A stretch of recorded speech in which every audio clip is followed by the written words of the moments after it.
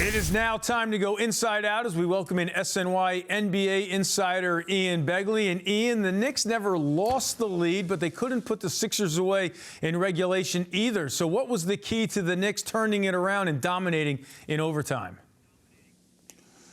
I think number one, Eamon, was composure, because you see a lot of the times the team that loses the lead late loses the game in overtime, but the Knicks kept their heads on the road, and then the captain, Jalen Brunson, came out, hit a few big shots early in that frame, and then they took care of business on defense. So impressive for this team to really hold it together. A tough road win, even without Joel Embiid. Many players up and down the rotation contributed to this one. All right, speaking of that, no Karl-Anthony Towns, but Precious Achiuwa comes off the bench and plays 30 minutes. How big a factor was he in this win?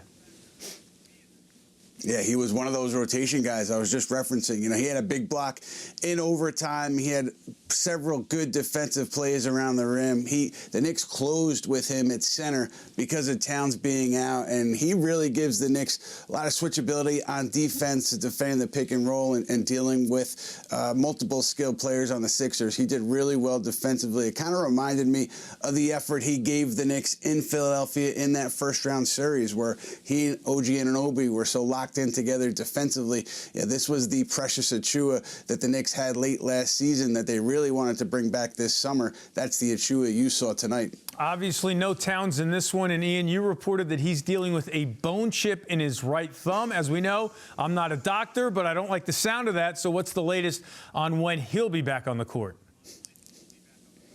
Yeah, it doesn't sound good, Eamon, but I think the Knicks and Towns have dodged the worst-case scenario here. What kept him out tonight was the thumb sprain. It wasn't actually the bone chip. So he could play through this bone chip, they think, and no surgery is going to be needed. The expectation is that he'll be able to play through it. And so what that means is as soon as the sprained thumb gets to a place where he can play in an NBA game, he should be back. So, yeah, you never want to hear about a bone chip issue in any sport, basketball, your biggest player, Karl-Anthony Towns, but it seems like the worst-case scenario has been avoided here, and he should be back. The plan is to play through that injury for the rest of the season. All right, we'll see if he'll be ready to go on Friday as the Knicks now get ready to welcome Julius Randle and Dante DiVincenzo back to the Garden. Ian Begley, thanks for the time here on Honda Sports Night.